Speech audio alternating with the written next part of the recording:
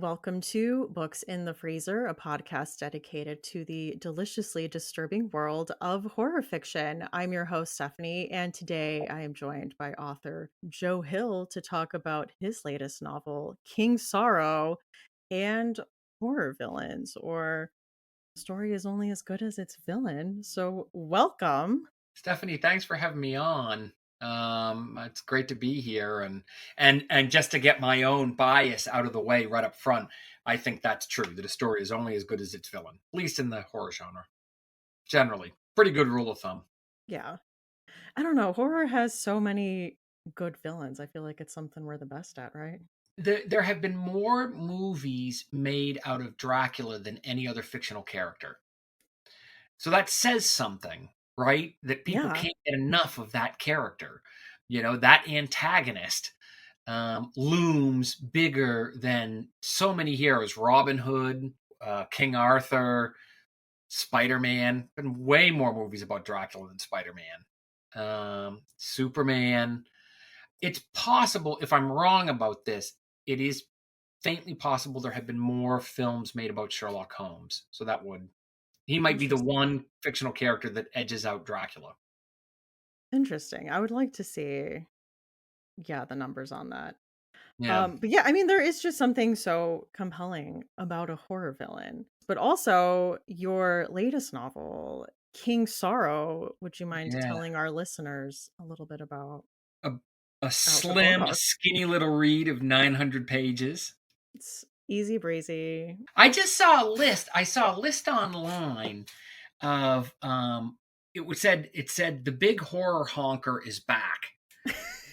And they did talk a little bit about King Sorrow, but they were talking about in the 80s there were all these books that were like the size of encyclopedias that were Hmm. horror novels. The horror genre had this explosion of the big honker.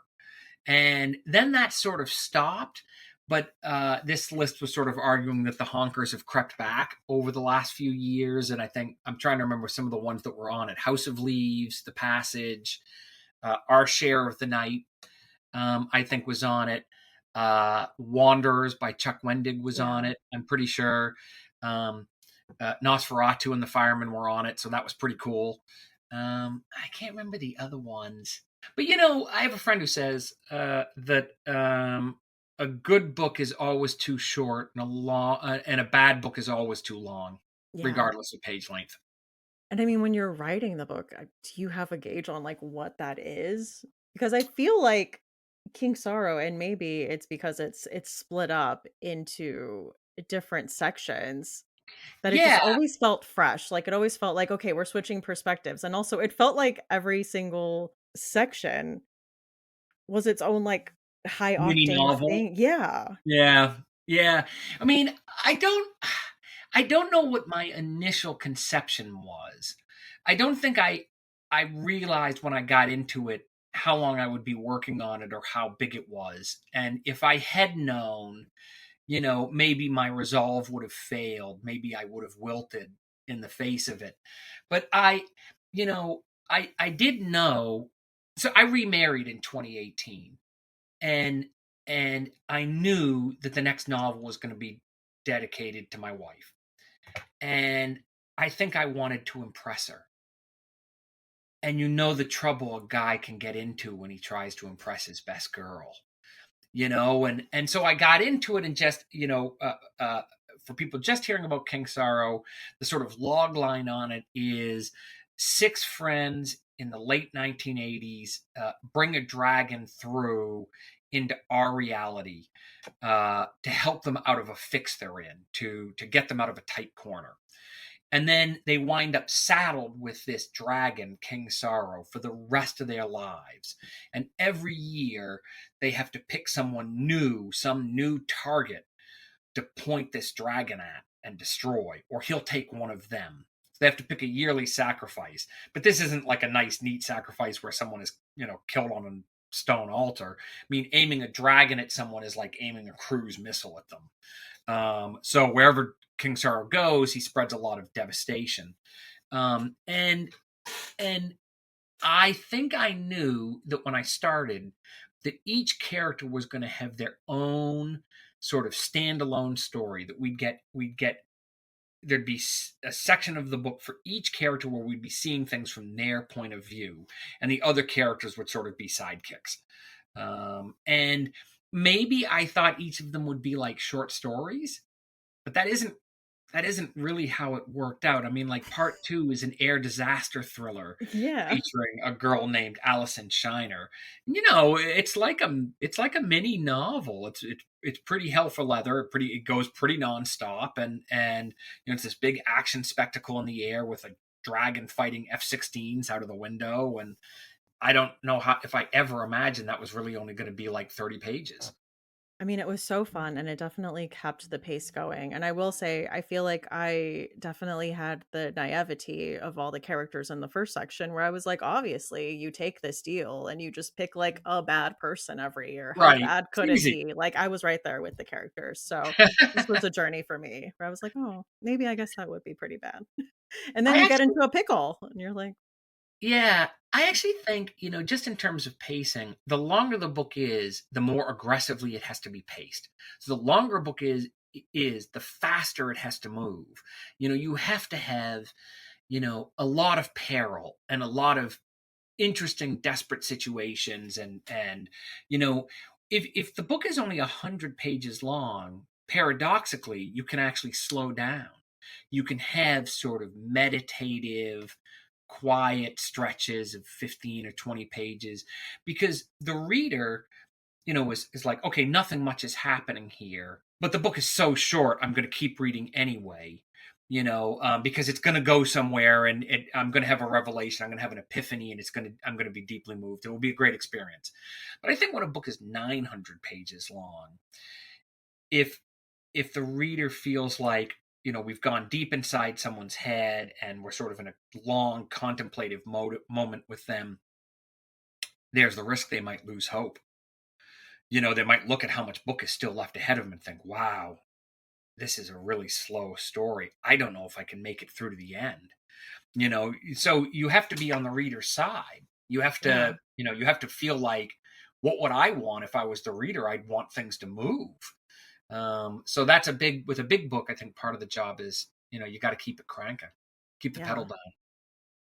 And I mean, with a book like this that is set over several decades, like, how Yeah, did you it goes to 20. I think it goes to 2016, doesn't it, or Yes. 2017 or something, and it starts in 1990. So it's 25 years. Yeah. Saying, how do you keep track of all that?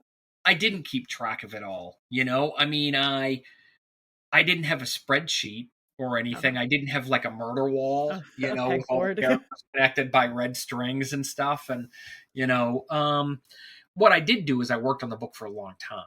Mhm. So I believe that the first pages of the book might have existed as early as, late 2018, maybe. I'd have to check. And that there was a draft of the book. I believe the first draft of the book was finished in 2022. Yeah. So, and here we are in, the fall of 2025. It's been a while, and it's been a long process of sort of, finishing one draft and then going through and sort of looking, does the chronology play right? What is each character doing in each of these isolated, stories of horror or adventure? um and I work with great editors too, who Yeah. catch it when I screw up, and can point out, for the next book, Hunger, which is going to be out in 2026. I actually hired a research assistant, Oh, cool. like a big grown up writer, and the guy went through page by page to make sure I didn't screw things up, which is kind of awesome. So I feel like I'm, a real pro now. Was that a very different experience then, having someone go through? It's been awesome so far. Yeah. Hopefully everyone likes the book. It's a historical novel. It's a ghost story. Ooh. It's something I know how to do pretty well. It's a ghost story, but then it's also a big step outside the comfort zone because it's set in the 18th century. Oh, interesting. Yeah. I will say, yeah, when I was reading King Sorrow, I forget what section it was. It was the troll section. Yeah. But Like an there's a Indiana mention. Jones thing. Two Yeah. characters. two characters go with a troll deep into his cave to try to come back with some treasure that they desperately need. Yeah. Yeah. But there's a mention of Love Island, and I was like, "That's a show that's on now." And I I look, know, and but I'm Love like, Island's been around for a long time. I "I think know." maybe that takes place in like 2006 or something, that part, Yeah. 2007 or something. And yeah, well, you a big Love Island fan? No, but that just had me Googling. I'm like, "Love Island in the 2000s?" And I'm like, "Oh, it was a British show, like, in the Yeah, it started as a 2000s." British show, and I've actually never seen Love Me Island neither. US, but I love the UK version. I watched at least I watched the first 3 or 4 seasons of it. I love that. I wanted to ask, like, when was this a dragon novel, or did it start out that way? Well, let me just go back to Love Island Okay, for a sorry, second. go. Wouldn't Love Island be a great setting for a horror film? Yes. It's like you've got 8 guys, 8 hot guys, 8 unbelievably hot girls, and what they don't know is one of them is basically Michael Myers. Could be You know what? awesome. I'm reading Yeah. it. I'm watching it. It was always a dragon. I always knew that King Sorrow was a dragon, that it was gonna be a story about a dragon. When I was about 10, my parents took turns reading me The Hobbit. And with due respect to Tolkien fans, and this might be controversial. I still think Smaug the dragon is a better villain than Sauron or Saruman. That the most interesting villain is right there in The Hobbit before we get to the big Lord of the Rings stories.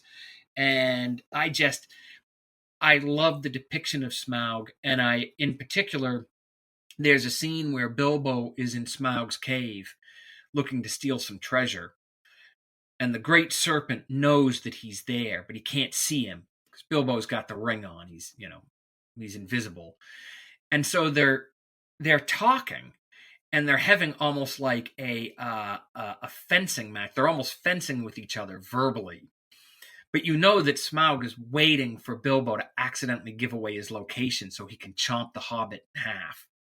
And at 10, I was completely enthralled by that. I just thought, I didn't know that fiction could bring you to a place like this, fiction could make you feel this intensely. That scene is a masterpiece of suspense. And so Smaug in a lot of ways is my favorite fictional character. More than Interesting. almost any other character in any other novel. I just think the dragon from Tolkien, it doesn't get better than that character. I mean, I can see that, and they're so smart. They're so clever, and they have a Yeah. sense of humor. And they're so powerful. And I mean, I think that's exciting. I think I realized early on that I was going to be able to put the dragon in a situation where he's, battling attack helicopters and tanks and stuff. And I just thought, this is going to be great. It's going to be like a giant monster movie. And every scene that King Sorrow was in was so much fun to write. He was, right from the start, he was just a great character to spend time with. And I always enjoyed the way he verbally went at all of the 6 friends that we meet at the beginning, the way he teases them and plays with them like a cat with a mouse. Oh, he's so fun. And I mean, when he's introduced, I will say as a reader, you're like, "Oh no, these people are immediately outwitted. Where are we going to go Yeah, from here? Like they're stuck." And I wanted to ask cuz I was looking at the list of villains we're going to be talking about, and I feel like something they all have in common is they all have great introductions. They all make their presence known. They all have great first impressions. So I guess like what was your thinking on like introducing the reader to King Sorrow, that first scene where we see him? I thought he when he comes in, we have to feel like, Hamlet walking onto the stage, or, a great performer. I mean, you want it to be like the moment in the theater when the big star walks out, and everyone is just, yes, now it's on, so that was what mattered to me the most, that it felt like he was full on right from the start. But also I kind of already had his voice in my head. I sort of Yeah. already knew what he sounded like, so it was just a matter of getting to him. He was just so fun, so sassy, so He's pretty British. sassy. British He and talks a lot sassy. of good trash. Yeah. But I mean, I think that's one of the characters says later that words are one of the weapons that dragons have at their disposals, as much as flame or their giant tail. Their ability to twist words and to use language against, their Mhm. adversaries is one of Yeah. their great powers. Yeah. Um, and I'm a big fan of Elmore Leonard, the crime writer, the Detroit crime writer Elmore Leonard. I think, Elmore Leonard is the gold standard for great dialogue. And Elmore Leonard talks about, he talked about when he was writing a story and he brought a character on, he'd say the character had to have interesting talk. I had to enjoy hearing their dialogue. If they didn't, I wrote them out of the book. Yeah. I didn't have any use for them, and as a writer, I always want that too. And another reason why actually King Sorrow is a long book, it's somewhat deceptive. There's a lot of dialogue. There's a lot of people talking. There's a lot of banter in the course of King Sorrow. And that takes up a lot of real estate on, it fills pages, but it's actually fairly zippy to read. I place a lot of faith in dialogue. I mean, that's the two Yeah. things. That's the two things I trust most: dialogue and action. Absolutely. And I mean, not only are we dealing with, King Sorrow being sassy, we're also dealing with this group of friends and their evolving friendship over 25 years with Yeah, this thing and hanging over them. you know, one of the inspirations for the book is the classic by Donna Tart, The Secret History, which is about a bunch of college friends who get together. They're all, really, intelligent and unusual, and they do something terrible and it destroys their lives. So this is for my generation, The Secret History is one of these great touchstones, one of these central books that has grown, and its reputation has grown with every passing year. So there's a little bit of the secret history, especially in the first couple hundred pages of King Sorrow, which Yeah. is set at Rackham College in coastal Maine. But also, like, I'm not as sophisticated as Donna Tart. I'm sort of a little bit of a rube, and I have to admit that sometimes I was thinking of King Sorrow as what if someone did Friends, a new season of Friends, but as a horror movie. So it's sort of like if you can imagine Friends reinvented as a 16 episode horror film, a 16 to a season of horror instead of a season of comedy. That's kind of what I was aiming for with King Sorrow. Okay. Well, I love that. I mean, that is the reference for the podcast, Joey putting The Shining in the freezer. So, That's right, he did do that. I remember that episode. Classic. and that's the scale we use on the podcast when we recommend books. Is it a freezer book? Is it a fridge book? Is it a room temperature book with scariness, Wow, not Stephanie, quality? I don't think I knew that. I don't think I realized that's where the title of the of course that's where the title of the pod. I can't believe I didn't realize this until right now. Of course that's where it comes from. Ooh, well, we're definitely going to talk about books you have to put in the freezer. Which is good. I had a question as someone who has not read The Dark Tower. I wanted Yeah, to know if there was a small reference to it. there is a Um, Dark Tower reference. There is a Dark okay, Tower reference in in the first book. Okay, so I yeah. wasn't like out In, of line in thinking. in King Sorrow, there is a moment where some of the language echoes some language people will be familiar with from the Dark Tower. Yeah, there's a lot of no big secret, my dad Stephen King, the I come from a family of writers. My mom Tabitha King is a really accomplished novelist. My brother Owen, terrific writer. His wife Kelly Braffet, terrific writer of thrillers and fantasy, and so the whole family is sort of, books are our love language in a lot of ways. And one of the one of the sort of Easter eggs hidden in King Sorrow is every part of the book is named after someone else in the family's work. So Oh, so part one, The Briars, is the title of the last book that I wrote that I couldn't sell. So before Heart Shaped Box, the last novel I wrote that I shopped everywhere and I couldn't sell was a book called The Briars. That was actually probably not that good a book. It was probably not a really successful book, but it had some interesting stuff in it, including this rich kid's estate, the Briars, which I just stuck in the King's Sorrow. Part 2 is called Fright or Flight, which is an anthology that my dad edited with Bev Vincent. Part 3 is Double Feature, which is the title of my brother's first novel. Part 4 is The Trap, which is the title of my mother's second novel. And the final part of the book is Save Yourself, which is the title of a great crime novel by Kelly Braffet. Oh, I love that as an ode.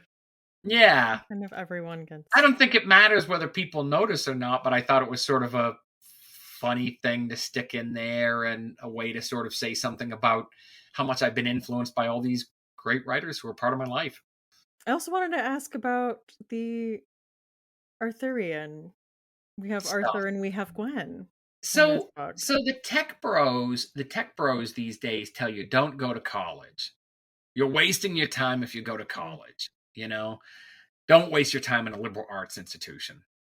Well, I went to a liberal arts college, and in my sophomore year, I took Beth Darlington's class on Arthurian legend.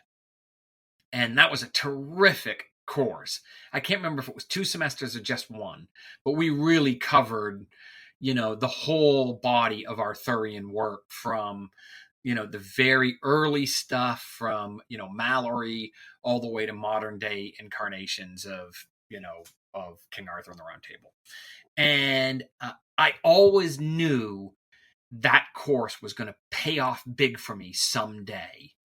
And fast forward 30 years and boom, I was able to stick it all in a King Sorrow. It was just a matter of time until I made that education work for me. So, there you go. Liberal arts education. A lot of people are dissing it. Worked out great for me. Study King Paid Arthur. off. Yeah.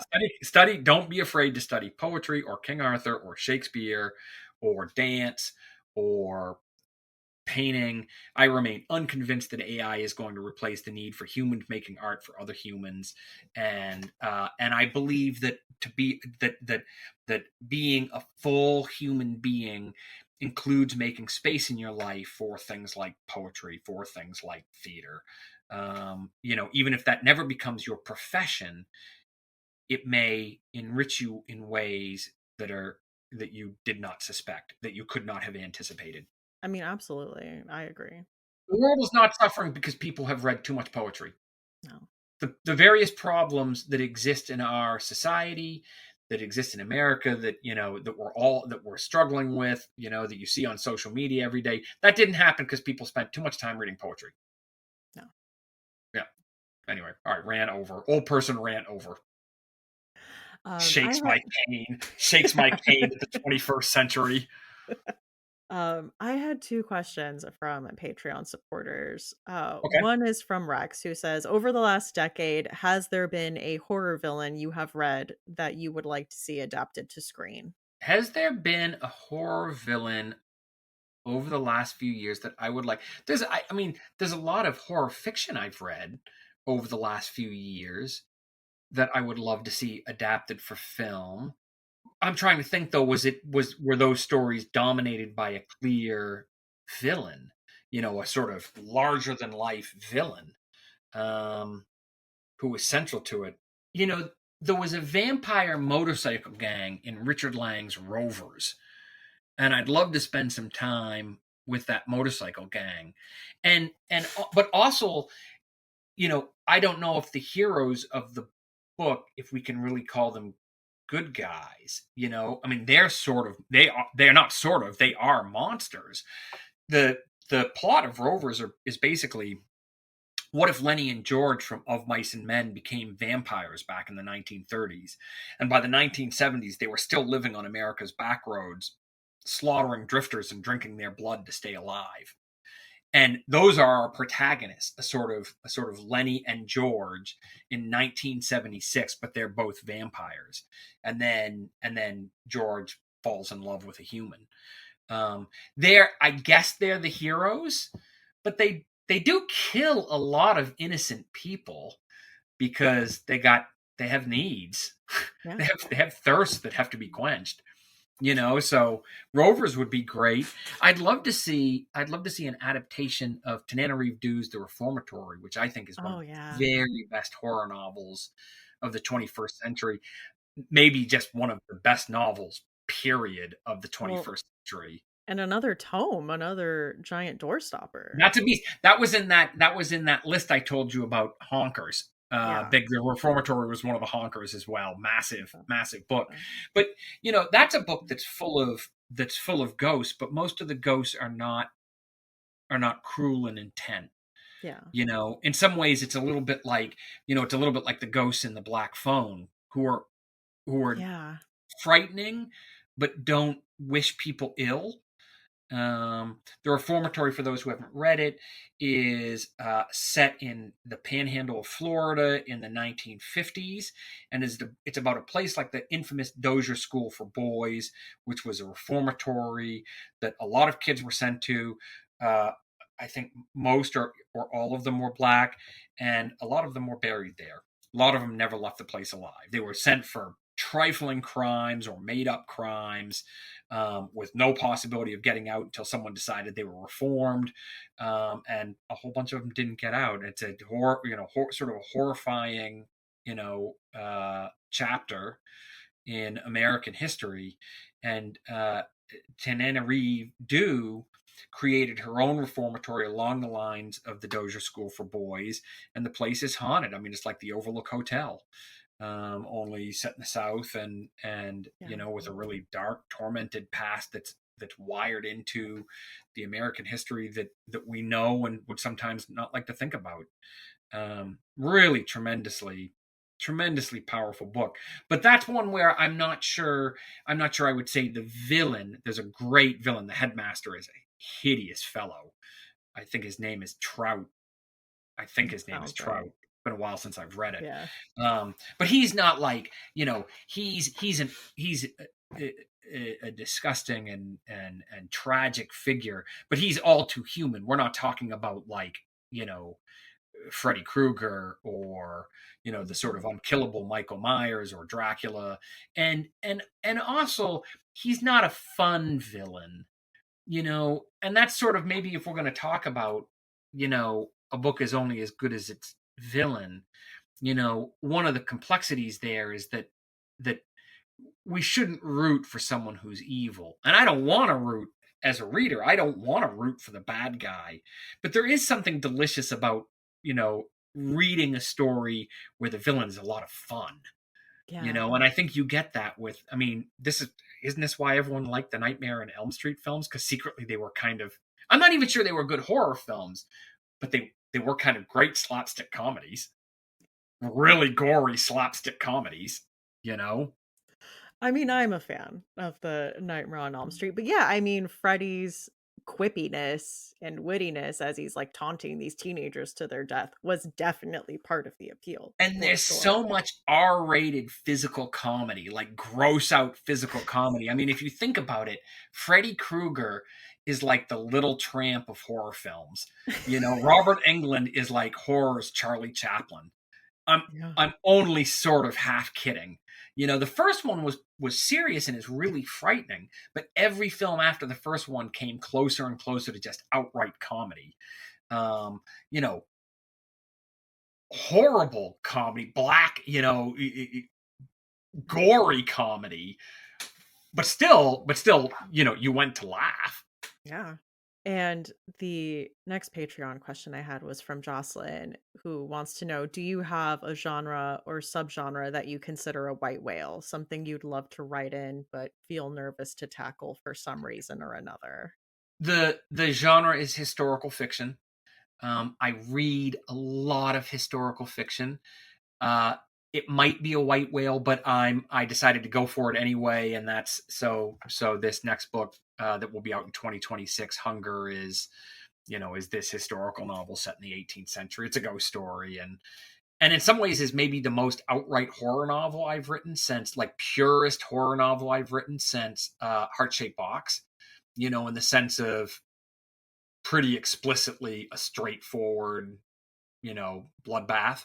But I had the idea about 6 or 7 years ago, and when I had the idea, I thought, oh, I want to write that, and then I thought, okay, but if you're going to write it, you have to get the history right, because people really care about this stuff, and you don't want to make a fool of yourself. So I actually started researching it about 6, 7 years ago, and have been, and I'm still researching, even though I've got the first draft done.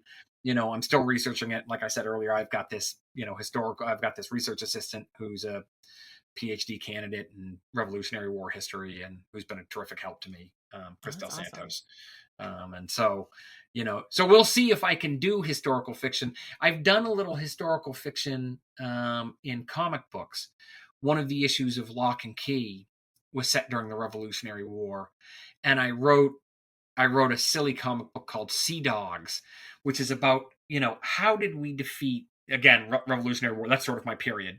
How did we defeat the British Navy, the greatest navy in the world? It doesn't make sense. How did our piddling little navy defeat, one of the most awesome fighting forces ever assembled by any empire in history? And I was thinking about this, and I thought the answer is werewolves. The American revolutionaries snuck werewolves onto the British ships to tear them apart from the inside. So I did this comic called Sea Dogs that was for my DC Hill House line, which is about, it's set in the, largely set in the Caribbean, and three werewolves stole away on a British ship of the line, and there's a whole mystery about who the werewolves are, and a lot of sailors getting slashed up at night, and it's pretty silly, but it's a lot of fun. It seems like a lot of fun. I was gonna say, as a historical fiction reader, is there an era that you're drawn to? Is it the Revolutionary War, or is it something else? Well, my favorite historical novels are probably the Aubrey Maturin novels by Patrick O'Brian, which are seafaring adventures. They're actually set a little bit later than the Revolutionary War. They're set during the Napoleonic Wars of the early 19th century. Jack Aubrey and Stephen Maturin. Aubrey is a captain. Stephen Maturin is the ship's doctor. They are the best duo in fiction, as far as I'm concerned. They're a better pair than Holmes and Watson. And that series is so astonishingly brilliant. I mean, the first 3 or 4 books, especially, it's hard to believe they weren't written in the 19th century. Yeah. They were written I think the first few books were written in the 1970s, but just the language and the understanding of the time period and relationships and what life was like aboard the ship.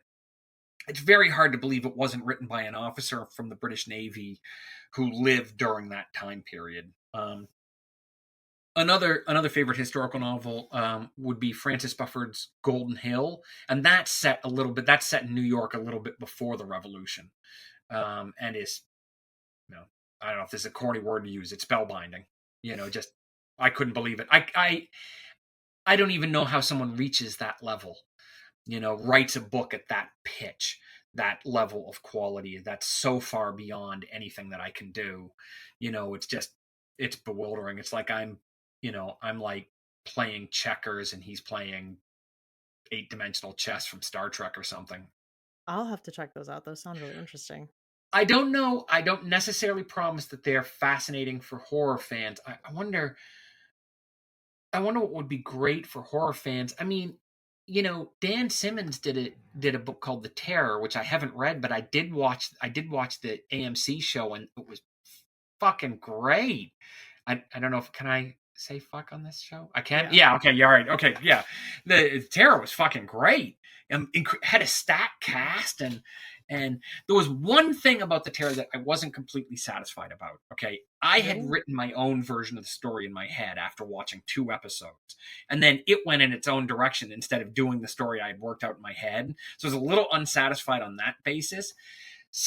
This ship gets, it's like 1835, 1840, and this ship of the line gets stuck in the ice because they're trying to find the Northwest Passage through the Arctic to the other side, to the Pacific Ocean. And so these British officers and this British crew gets stuck in the ice, and then something that we think might be supernatural begins killing them one by one. And I wanted it to be Frankenstein's monster.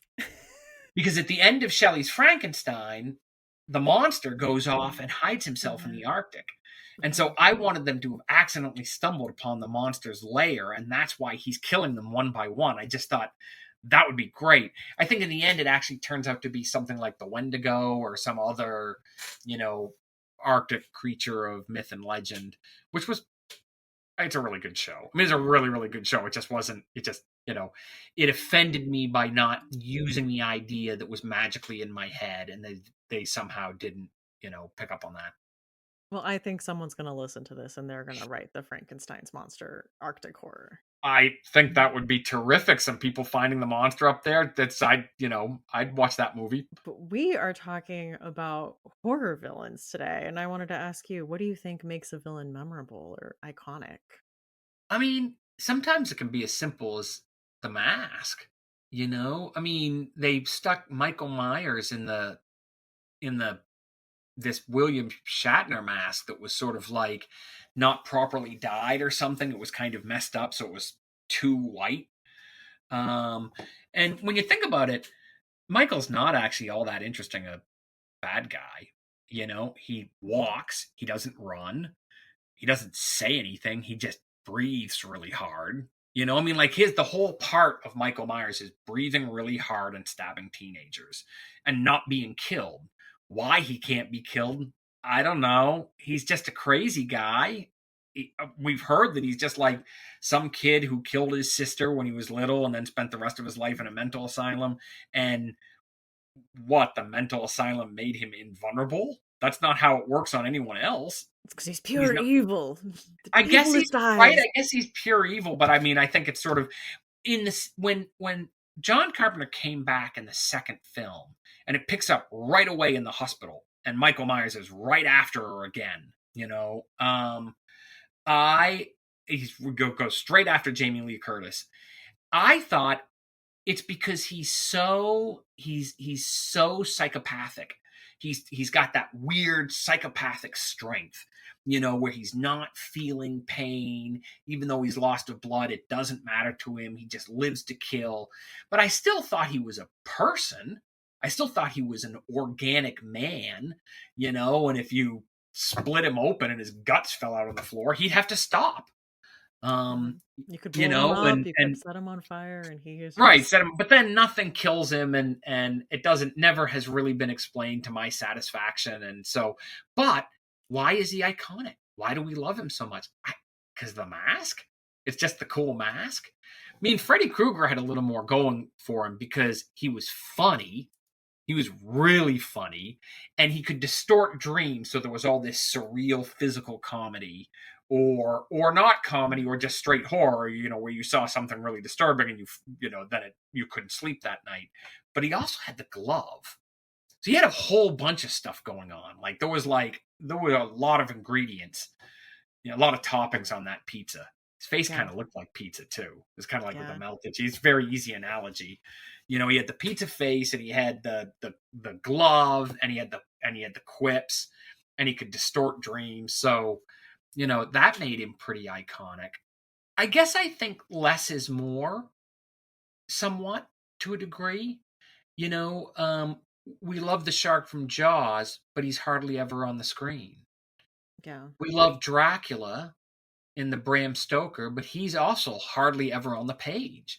We spend some time with him in the castle at the beginning, but even there, he's usually not with Harker. Harker is locked in a tower or wandering through the castle alone. He doesn't know, he doesn't know where Count Dracula goes during the day. He doesn't know how to escape. And then, like, when Dracula gets to London, he's completely off screen. He writes taunting letters.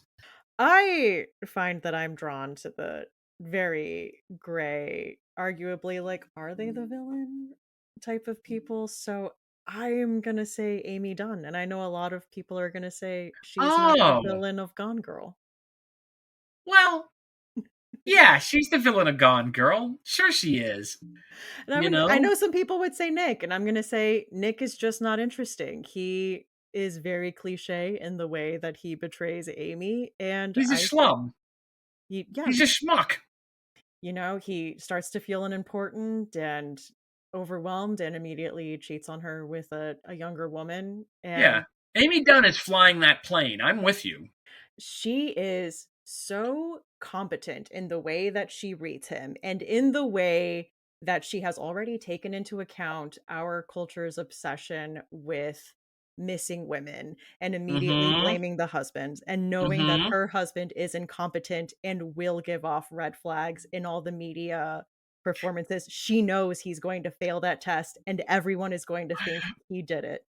And when you're reading the book, you're reading her diary entries as And she's you're saying, like, totally like, oh, this is such a yeah, sad story. I've heard this she's story so many right. times. I'm scared The for my husband. life. I came here and I think he might be cheating on me.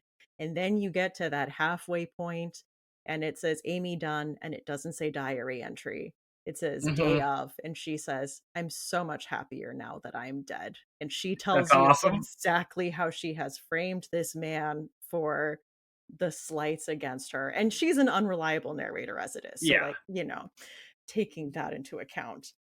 But she has remained iconic. Like, people are still talking about Amy Dunn to this day and her cool girl speech and the way she has masterminded this whole situation. And it isn't even until Nick gets counsel and gets a lawyer who says, you need to speak to her. Like, she is waiting for a certain message from Right. you. I actually think it's interesting that you picked Gone Girl. That was a book that split the atom. It Yeah. changed. Publishing was not the same after Gone No. Girl. And there have been 1,000 books that have attempted with varying degrees to recapture the magic and the power and the thrill of Gone Girl. I mean, the book, the you'd have to go back to Silence of the Lambs to find another book that so completely changed publishing and had that kind of, you know, shattering everything that had come before and just totally making, setting you up for like, oh, I want more of this. How can I have more of this? Yeah. So Well, it's like remember every 20 years. and I mean, after Gone Girl, everything was the girl on the train, the girl who did this. Yeah, yeah, yeah. There was finally there was AJ Finn wrote The Woman in the Window. So the girl finally got to grow up. She was finally allowed. Yeah. But yeah, I don't know. Amy Dunn is one of my favorite fictional characters. And I mean, even Gillian Flynn even gives her a background where her two parents were child psychologists who wrote this book series called Amazing Amy, Oh, that's who right. I remember the Amazing Amy books. right, and like Amy succeeds where she fails. Like if she quits volleyball, Amy is a volleyball star in the next book. And so you're like, I mean, I guess I could see how that could fuck someone up. I have 5 sons. I've never wanted to write any work of nonfiction about parenting or anything like that because I've always thought, first of all, they've got to have their own space, right? Like the Yeah. kids should, just because I write for a living doesn't mean they should be exposed to, the public or whatever. But also, I mean, I don't know. It just seems like a recipe for disaster. Yeah. So that's my pick. Amy It's Dunn an excellent. and That's Gone Girl. great pick. She's terrific. And you know something? And so here's the thing about Amy Dunn, right? She makes things happen. And that's why a great villain is, I mean, as a writer, I just feel so much easier in my mind when I know I've got a good villain to work with. Because good villains don't sit still. They make stuff happen. They make the story go, Yeah. the engine under the hood. Um, because what do good guys do? Just sit there and wait for trouble. They Someone react. has to make Yeah. trouble for a Yeah. good guy to have anything to do. Yeah. Yeah. I mean, I think I was saying that, you know, the last book to have the kind of impact that Gone Girl had was Silence of the Lambs. Hmm. And I was thinking, I mean, Hannibal Lecter was such a gripping villain. Such a just America went Hannibal Lecter crazy after Silence of the Lambs. And Hopkins won a well-deserved Oscar for playing the part. Remember, he was only in the film for 15 minutes. You know, he's barely in the story at all. And I've always felt that like Hannibal Lecter and Darth Vader are two villains that have become less and less interesting the more we found out about them. Like getting more into their backstory and Yeah, we didn't need it. It was better not to know, you know, because we could sort of invent our own stories and maybe it's information is the opposite of fear. You know, that you're frightened of what you don't know and what you don't understand. And so the better we understood Hannibal and the better we understood Darth Vader, the less they were, you know, were these icons of terror. Because mm-hmm. because when you're 8 and you see Darth Vader for the first time, he's scary as shit. You know, with the breathing and the big black death head helmet. Mm-hmm. That's scary. Yeah. The red lightsaber. What's the supplemental Hannibal Lecter information we got? Is it Didn't we find Red out that Mama didn't Dragon? love him and Daddy didn't understand? Something I'm like not. that. I'm not. I've not too well I versed didn't in the I didn't read. Hannibal I think it series. goes back to like his childhood Mm, and his trauma or something, and yeah. I don't know. That's not fun. I will say the Buffalo Bill house is near me in Shaler, Pennsylvania. Really? Yeah. The The one in the film. exterior. Yeah, the exterior of the Buffalo Bill house. Well, that's cool. You ever gone out there? I have not, but I've thought about it. I've heard that the farmhouse in Chainsaw Massacre is now an Airbnb. I think that's right. It's either the farmhouse or there's a motel. Maybe that's the motel from Motel Hell. When the new Scream was coming out, they were auctioning off like a stay at the Stu Macher house where everything goes down in the first Scream. You know, I'm pretty sure in Texas you can stay in a clown hotel, an evil clown hotel. Hmm. I'm trying to think of like how I could talk my wife into letting us stay there for a night, but I'm kind of thinking there's almost no way I can slip that one by her. You know, I don't think she'd go for it. I'd No. kind of like to see, but I don't. You What know, is what entails an evil clown motel? I mean, I don't know. Do you like go to take a pee in the bathroom and there's a clown looking through the window at you? It's a little Hong Kong. Yeah, I know. What would be really funny is if you go in the room and you get settled and you get relaxed, and then you sit on the edge of the bed and the clown reaches out from underneath. He's been there for an hour waiting for you to sit on the edge of the bed. Or it's that clown statue from that like babysitter urban legend. Mm. Did you see that there's some famous ghost hunter who recently passed away, which is it's very sad, but authorities had to assure people that the Annabelle doll, the real life Annabelle doll, was not in the room with him when he died. You know what? Yes, because also like I feel like they took Annabelle on tour this last summer and I feel like every place she went to there was crazy stuff going on. Yeah. I had a look at I saw this story about, I thought, oh, that's terrible. But the story included a picture of the Annabelle doll. And that's how I found out the real life Annabelle doll is a Raggedy Ann. Yeah. It's just a Raggedy Ann doll. I mean, it's like, a little bit scarier in the movie. Yeah. Yeah, they really scared her up in the movie. I will say I'm not a huge fan of the Conjuring movies, but I would say I do like the Annabelle movies I, out of the Conjuring universe. my guilty confession is I haven't actually seen the Annabelle films, but I have seen the Conjuring films, which I love. Yeah. Especially like the second one, which I thought handled the Enfield poltergeist pretty well. Yeah. So do you believe in ghosts or not? I am kind of in the I want to believe. I think I'm too skeptical, but I think part of me wants to believe that there is something more. You talked to Paul Tremblay? Yeah. Okay, so Paul's a friend of mine, and we've talked a few times, and he's like a math teacher, and he's really skeptical, you know? But he told me, I asked him if he believed in ghosts, and he said that he was talking with Stephen Graham Jones. I think you've had Stephen Graham Jones on the show as well, right? Mm-hmm. He's talking about Stephen Graham Jones, and he said to Stephen that he thinks it's about a 5% chance ghosts are real. And Stephen Graham Jones said, "Oh, okay, so you believe in ghosts." And Paul Tremblay was like, "Damn, I think maybe I do then. I think maybe I just got outfoxed." So So maybe I yeah. do then, is what you're saying. That's kind of where I was going with this. I wasn't sure whether I was going to say that or not, but that's kind of where I was. I think that you actually you meant to say you don't believe in ghosts, but I think it kind of came out more like you do believe in ghosts, actually.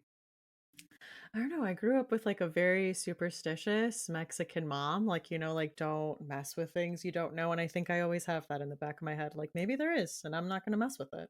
I mean, I think that's you know better cautious, right? Yeah. I'm a cautious person. Yeah. All right. So you got after Amy Dunn, who's your favorite? You know, Uh, I mean, I was going to say Dracula, and good pick. You got a yeah, favorite on-screen Dracula? I do love Christopher Lee. I mean, Terrific. I Yeah. just think you can't go wrong with him. But I mean, I loved the book in high school. I had a mass market paperback copy of Dracula I bought at Barnes and Nobles, and I wore that thing out. I read it back to front constantly. Your favorite And vampire novel? I think it might be. And I was there during the Twilight years. I was in high school when Twilight came out. Um but I mean just in the beginning where we have the train ride to the castle, and like you said, he's not on page or on screen often. It's all the build up and all the villagers kind of seeing where he's going and like warning him and praying over him, and you get It's got all this. atmosphere. It's It's got got so that much. atmosphere. And then he shows up, right? It's just so eerie. There's just so many like unexplained things like, oh, does he not have a reflection in the mirror? And he's so sophisticated, even when he's like, hear them, listen to them, children of the night, how they howl for me. He's So, great, but Lucy is scarier. When yeah. Lucy becomes a vampire, she's way scarier because she's like a baby vampire and she doesn't really know Yeah. what's happened to her. All she knows is she wants to drink blood, and the easiest blood to get is babies. So she's like drinking babies dry and then tossing the corpses. That that shit is chilling. I mean, it goes down to like, yeah, you not being able to reason with them. Like, I love Freddy Krueger, but I'm more scared coming home after watching a Halloween movie. There is something about Michael Myers not talking and you not being, and I know I couldn't reason with Freddy Krueger, but I think Yeah. because he talks back, there But you is can have like a conversation, I right? At can have least a you conversation with him. right. With Michael Myers or with like a silent, relentless killer. Like you can't reason with them. Like your fate is sealed. There's something about the Yeah. inevitability of that like ugh, kills me. Um, I just thought of another sort of iconic monster, but again, not the bad guy, but let the right one in. Yeah. The little girl and let the right one in. I mean, that's a classic. And what's crazy about Let the Right One In is it's been classic in every media form it's appeared in. It's a great novel. It was a great movie. The remake was great. I thought it was a huge mistake to remake because I'm like you can't really improve on the original. Actually, Matt Reeves killed it. He did such a great job. It's really terrific to watch. A really terrific watch. And I had a chance to see the play in London, and the I play didn't is know it great was a too. play. It was a terrific play, and here's what's crazy: they do the swimming pool scene. No. They How? do. They've got a tank of water on stage, and they shove the kid into it, and they don't let him out, and he's holding his breath, and he holds his breath on stage, and you're watching it, and like you're thinking they've got to let him out soon. What happens? He can't hold his breath much longer. It's been 3 minutes. I don't know how long they keep that kid underwater. He must have built up his lungs or something because I'm pretty sure they hold him underwater for almost 4 minutes, and he had to do that every single night. Oh my god. And you just see like flailing arms and legs all around him as he's holding his breath underwater? I'm gonna ruin it for people listening Okay, because it's gonna sorry. sound bad. All I can say is it wasn't bad, it was awesome. But the murder stuff when he's being held underwater is kind of almost like done as a dance. Okay. I mean, I know it sounds bad. It doesn't. It sounds really bad, but it's like you kind of, when you're in the theater, you kind of go with it. You get this really powerful atmospheric music, and she's sort of doing like, and the lights are all red, and she's kind of doing a dance, and there's like, and there is some blood and stuff, and so it really works on stage, but it sounds kind of stupid when you explain it. no, I mean, I get it. You have to take different approaches to different mediums, and I feel like if you see it on stage, it would make sense. But it's just Yeah, such an iconic scene in the Swedish movie. I haven't seen the American remake, but the way it's shot in the Swedish movie is so good. yeah. The uh, Look, I think the American film has a bad rap with a lot of horror films, or with a lot of horror fans, because they know how great the original is, and so they kind of don't want to be open to the American version.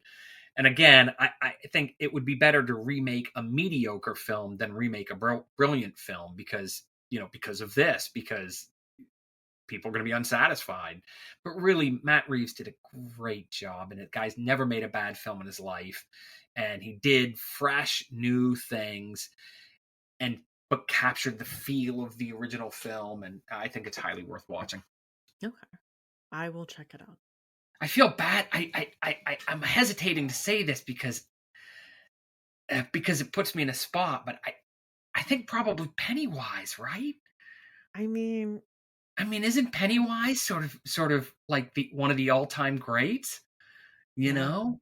I mean, I was gonna say like my neighborhood does Halloween front yard decorating contest, and there is a house that has put up their front yard decor, and it is Ghostface, Michael Myers, Billy the And Puppet from Saw, Chucky, and Pennywise. the clown. Yeah. The clown. Absolutely. He's iconic. He was great in the TV series, and he was great in the Andy Muschietti film, and his extraordinary performances both times, and I mean, I think the big question is, his lasting power in people's imaginations, and people just live with Pennywise. He's in their thoughts all the time. Yeah. And that's the mark of a really great villain. Yeah. I So mean, I watched the Tim Curry miniseries when I was very young, probably like 6. too young. Older cousins, you know how it happens. But it scarred me, and it had me, running away from storm drains, for years. I would say like until like high school. I would be like stepping away. Like it really burrowed itself in there. Uh, my wife and I had our kids to the playground today, and they were up on the second floor landing of a play set, peeking through a crack under the slide at me. It was like a narrow slot, and I could just peer up at them, like they could see my eyes and nose. And I began to do my Pennywise imitation, and my wife kicked me in the ankle. I was like, "Stop that! Don't do that. That's not funny." So, I Oh, mean, I think he's got to be. I think if you're making a list of, the all-time great walking nightmares, if that's what a terrific horror villain is an iconic nightmare that makes the action happen. You've got to talk about Dracula, and you've got to talk about, Hannibal Lecter, probably. Um, Freddy Krueger, sure. But I think Pennywise, I think he might be right there at the top of the heap. yeah. Not the game for my dad or anything, but um, Yeah. I was gonna say, I mean, like, what do you think it is about Pennywise to have really had the staying power that he has over? I think clowns are scary. That's true. Clowns have always been scary. You know that's not that it was. It's the fear is already there. It was there before Pennywise. That when you're a big kid, you laugh at clowns to show you're not frightened. When you're a little kid, you don't laugh at clowns, you just cry. And that's so I think that my dad has been ripped a few times by like the head of the Clown Association of Oh America, no. because there's a feeling that Pennywise has kind of, poisoned the well a little bit and made something that's meant to be fun and joyous into something upsetting and frightening. But the thing is like, I think clowns were scary before Pennywise. I think that my dad was tapping into a fear that was already there. Yeah. Same with I mean, Spielberg famously, Jaws wrecked beach tourism for years after the film came. Not Yeah. just that summer, people became genuinely afraid to swim in the ocean. But and so you can point to Spielberg and say, "Hey, he did that. Jaws did that to us." People were already afraid of sharks. It's not like sharks weren't scary before Jaws. Sharks definitely were scary before Jaws. It's just people were a little better about not thinking about it. But if a shark swam underneath them, they'd be running for shore. They'd be paddling for shore as fast as they could. So the fear was already there, and I think that's true of clowns too. That there is a kind of, is this funny? Should I be running or laughing? I don't know. Pennywise is scary, and it's funny to think because I have kids now. So I grew up scared of the Tim Curry Pennywise, and now my kids, have the Bill Skarsgård Pennywise. So it's just Yeah. funny that like both of us grew up with the same character, just different iterations of it. Bill Skarsgård was a great Dracula too. Yeah, Terrific Dracula. his little It was a mustache, full cute. Monty. He was the full Monty Dracula I mean, he has a good horror villain oeuvre thing going about him. on. Yeah. I think there are actually about 15 Skarsgårds. So I, it can be a little, but isn't he also the murder bot? Is eh, Bill Skarsgård also the murder bot, or is that a different no, I Skarsgård? think that's Alexander. Talented family. They're everywhere. You could have, Robert Eggers could have cast Dracula and cast nothing but Skarsgårds. Alex Skarsgård could have played Harker. Would have been great. Would have worked for me. I mean, my son has been so like intrigued by Pennywise and it that he took my copy of it off my bookshelf just to read the first chapter because he told me he just needed to know what happened to Georgie or like what Oh, exactly went down. well, now you let him. Yeah. I He put it back. He was told like, my "Okay." kids. I told so I have 3-year-old twins, but I had kids when I was a kid myself. So I also have 3 20-year-olds. They're all in their early 20s. And when they were little, they asked if they could read Lock and Key, and especially the early issues of Lock and Key are super R-rated. I said absolutely not until they were 13. And then my 7-year-old pulled it off the shelves and read it anyway. That's As their soon as work I wasn't in the too. room, got a copy of the book and read it anyway. Yeah. So there's only Yeah. so much you can do. Yeah. I know. I think I had a hard time with people who were like straight villains because I think the people I'm drawn to, I'm like, I don't know. I get where they're coming from, as I was saying. So like I mean like Carrie. I'm like, yeah, I get where Yeah, she's well, coming from. Is she a villain? I don't think so. yeah. I mean, you know, Did she kill a whole high school auditorium? Why, yes. I mean, I mean, I think that interesting characters are often characters who do terrible things, but that doesn't always make them pure villains. Hmm. So there's that. I think the the problem with a really, emotionally well-rounded character who makes good choices is that doesn't lead to an interesting story. The only thing you can do with a character who has it all, happy life, you know, um, happy marriage, wonderful kids, fulfilling career, someone who makes morally sound decisions. All you can do with a character like that is take it all away as fast as you can, Yeah. because that's something to aim for in your personal life. But in fiction, it's not very interesting, No. And so someone like Carrie White, who has been hounded and abused and is coming into unique powers and in some ways is an innocent, Hmm. but innocence isn't always all that great. I mean, innocent little children will rip the wings off butterflies, and so she's dangerous because of her innocence in some ways, and this our feeling that she could run out of control is really gripping. It doesn't mean we don't root for or care about Carrie, Yeah. or identify with her. She's not a villain, No. right? I You don't know, think so. Not in my book. she's not a hero either, though. I know. But she is iconic and we keep remaking her story. So Yeah, exactly. On Amazon soon. Renew your Amazon Prime membership. The Carrie miniseries is coming up. yeah.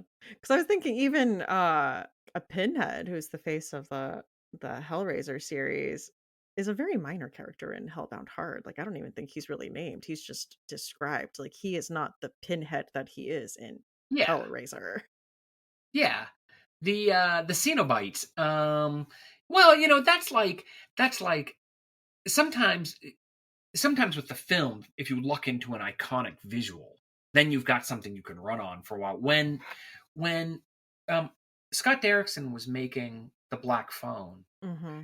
there was a point at which I saw the mask that the grabber was going to wear, Oh yeah. and well before they started shooting the film, well before they rolled any film at all, I saw the mask and I thought, oh, there could be a whole bunch of these movies. There might not just be one Black Phone. There might be a bunch of Black Phones because people are going to like that mask. Yeah. They're going to want to, like, the grabber might turn into a character who's kind of like Jason Voorhees or Michael Myers, where we're hoping he'll return for to sow more chaos. Um, and this is my cue to note, hey kids, the Black Phone is coming up. Black Phone 2 is in theaters near you. I believe it opens on October 17th, but it's not too early. You can go ahead and get your tickets right now. Yeah. Get on it. It's going to be Uh awesome. It is oh awesome. my. I've seen the film. It's terrific. Oh, that's so I cool. feel good about it. That's great to hear. I loved the first Black Phone. Oh, thanks. Well, the second film is really scary, goes really hard, and in some ways it does have some echoes of the first film, Yeah. but in some ways it's a completely new, unique thing.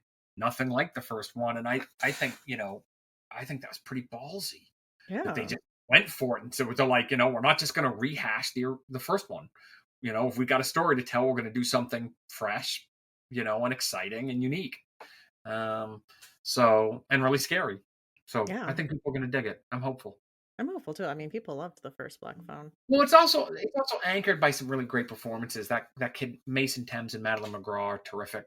How weird is it that Madeline McGraw was in the Black Phone, and then like 3 weeks later, her sister was in Megan. Oh, I didn't know that. Yeah, like they were in two of the biggest horror films of that year, and those two Wow. films came out back to back, and it's like the two sisters.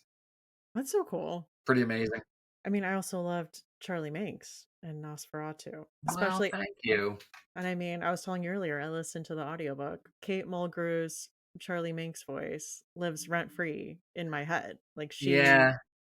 See, she really brought. Charlie was fun to write about. Charlie made things happen.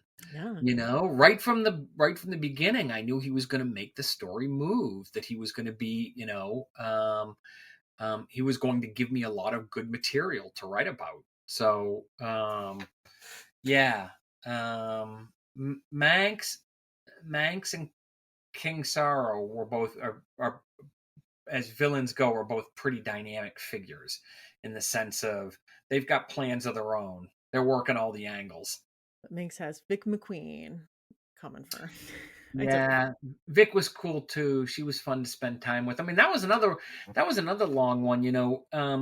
Nosferatu, the Fireman, and King Sorrow were all three big chonkers. Yeah. But they're also probably my last chonkers for a while. Hunger is much shorter. Hunger is about the book that'll be out in 2026 is probably a third of the length of King Sorrow. It's going to come in at about, when it's published, it'll be like a 320-page hardcover. When I turned 50 a little while ago, I thought, what do I want my 50s to look like? And I thought, I want to see if I can write a book a year. Never done that. I've always had a lot going on. I have short stories and comics and screenplays and stuff. But I thought, what would it be like if I really tried to focus on getting one book done a year? Could I do that? And I think I can. So far, I'm on track. but they can't all be King Sorrow length, or that No. would break. It's No. impossible. So the books have to go back to being sort of the size they were when I did Heart-Shaped Box and Horns. But that's fun too. I mean, I think that, it's great to do a bunch of work at a bunch of different lengths and a bunch of different mediums. Yeah. Well, I'm sure people are excited for whatever you have coming up next. I hope they have fun with this one. And, it was almost 10 years in between Fireman and King Sorrow, but, won't be such a long wait for the next one. And I'm sure that was like quite a process. And I mean, I can't imagine working on something for that long. I mean, do you ever get to a point where you're like, I can't look at this anymore? I have to step away. No. I mean, in some ways, writing a novel is easier than writing short stories, because a short story gets done and then you got to think of something else. Yeah. With a novel, it's like going back to visit your friends. Mhm. There's a sort of comfort, familiarity there. And King Sorrow was built around 6 friends, but the friendship group expands as time goes on. So actually, there are 2 other characters, Robin Fellows and Tananarive, Yeah. who are sort of seem to be peripheral characters, but become a little more important as the story goes on. And then there's King Sorrow himself. There's also a poltergeist named Elwood Hondo, and a troll named Stu Finger. Right? It's Stuart Finger is the troll. And it's got a big cast of characters. But I liked all those people. I liked every single one of them. I liked to hear I liked sitting down and getting them talking and hearing what they had to talk about today, or seeing what kind of trouble they were going to get themselves into next, because they sure were good at finding trouble. One day it's a drunken battle on roller skates, and the next day one of them is trying to desperately dig out survivors from a building collapse. You truly never know what you're going to find. Every day's an adventure. Well, one of the traditions we have on the podcast is to ask for a chilling obsession. So, what is something you have been enjoying in horror lately? Well, I'm going to give you 2 chilling obsessions for the price of one. Great. So first of all, a great movie, one of my very favorite films of the year, ferociously frightening and also really intelligent. There's a horror film on Shudder called Dangerous Animals. Okay. Highest possible recommendation. Probably the best shark movie since Jaws. Oh, okay. I mean, and there have been some good shark movies. There's nothing anywhere near in the same league as Jaws. But The Shallows was pretty good. Deep Blue Sea was pretty good. I actually liked Jaws 2. I thought Jaws 2 was a great slasher movie. 47 meters down, 47 7 meters meters down. down. Right. So there has been some great stuff. Wait, did we mention Under Paris? No. Sharks in the Catacombs. But so there have been some great shark films, but I think Dangerous Animals is the best since Jaws. And there are some things in the movie that I think are almost an answer to Jaws, almost like it's almost in conversation with Jaws in a really interesting way. Also, killer soundtrack, smoking great soundtrack. So that would be my film recommendation. And then in terms of a book recommendation, I'd say check out Keith Rawson's Coffin Moon, which is earlier in the program we talked about Rovers by Richard Lange, which is a vampire novel set in the mid-70s. Coffin Moon is also set in the mid-70s and is also about vampires and vengeance.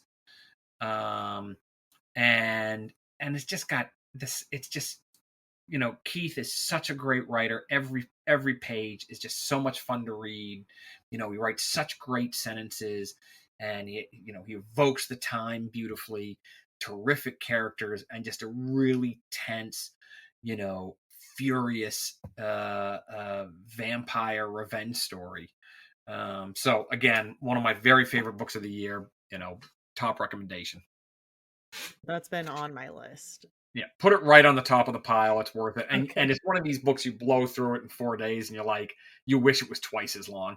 I love that. Well, the second tradition we have on the podcast is to ask our guests for a final girl song. So if you're the last one standing in a horror movie covered in blood, what is your song? I mean, it's already been done and I feel bad ripping it off, but you got to have Blue Moon from the end of American Werewolf in London.